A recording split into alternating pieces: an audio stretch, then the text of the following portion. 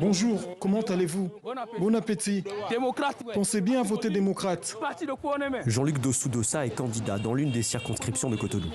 Ce soir-là, il ne masque pas son excitation. Ravi de participer à la première campagne de son parti, les démocrates, un parti d'opposition. Maintenant, pour la première fois, les démocrates vont aux élections. Le parti de Yahya Boni, le parti de Nicéphore Soglo, opposant les...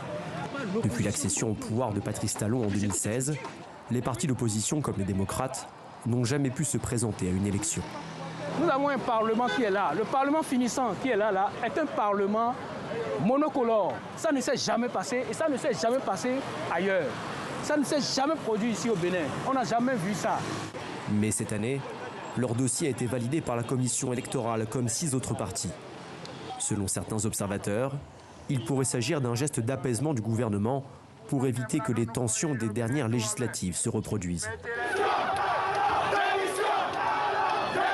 En 2019, l'absence de partis d'opposition avait fait descendre dans la rue des milliers de manifestants. La contestation a été réprimée par les armes, faisant au moins 2 morts. Cette fois, le scrutin s'annonce bien plus calme.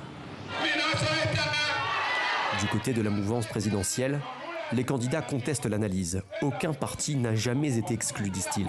Seulement, ils n'auraient pas respecté les règles pour pouvoir participer aux élections. L'exclusion suppose qu'il y a un cadre légal qui exclut certains. Mais cette disposition, nous ne les avons pas changées et tout le monde est là. Aujourd'hui, je crois que nos frères et les amis qui sont les vis-à-vis ont compris que ce cadre légal-là, il faut s'y conformer. Ces élections, qui se tiendront le 8 janvier, seront tout de même organisées dans un contexte politique crispé. Ces dernières années, plusieurs opposants ont été emprisonnés, comme Rekia Madougou et Joël Aïvo. Accusés de financement de terrorisme et d'atteinte à la sûreté de l'État, ils ont été condamnés à 20 et 10 ans de prison.